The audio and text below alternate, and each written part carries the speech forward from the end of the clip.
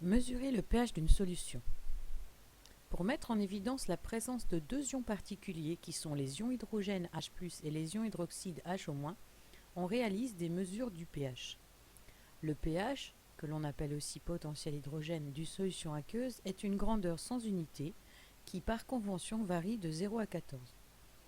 Expérimentalement, pour mesurer le pH, on peut utiliser soit du papier pH, donc avec un agitateur en verre que l'on trempe dans la solution à tester, on dépose une goutte de produit sur du papier pH qui va changer de couleur, ou bien on utilise une sonde électronique appelée pH-mètre.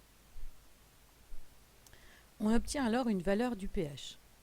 Une solution est dite acide si son pH est inférieur à 7, elle contient donc plus d'ions hydrogène H+, que d'ions hydroxyde HO-.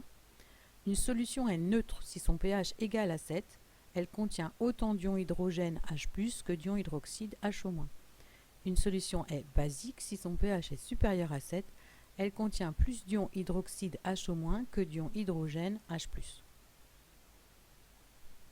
Des exemples, l'acide chlorhydrique contient des ions chlorure, Cl- et des ions hydrogène H+.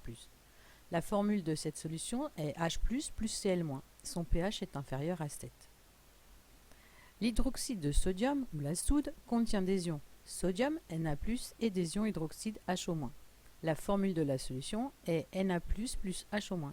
Son pH est supérieur à 7.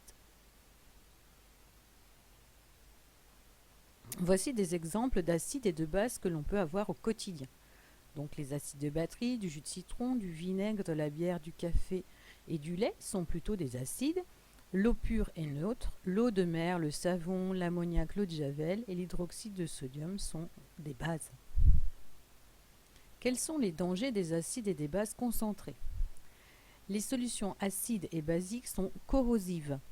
Elles comportent ce pictogramme de danger. Elles peuvent provoquer des brûlures graves de la peau, des muqueuses et des yeux. La manipulation des acides et des bases doit donc s'effectuer avec des gants et des lunettes de protection et avec une blouse. Qu'est-ce qu'une dilution? Une dilution consiste tout simplement à ajouter de l'eau dans une solution aqueuse.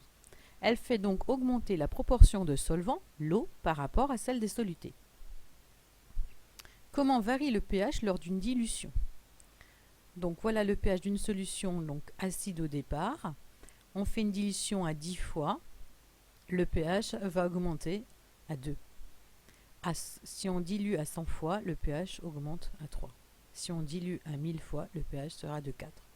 Et on a de même pour la solution basique.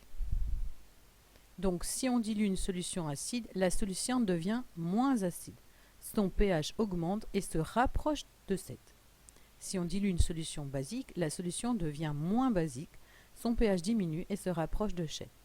D'une manière générale, lorsqu'on dilue une solution acide ou basique, le pH se rapproche de 7 lors de la dilution.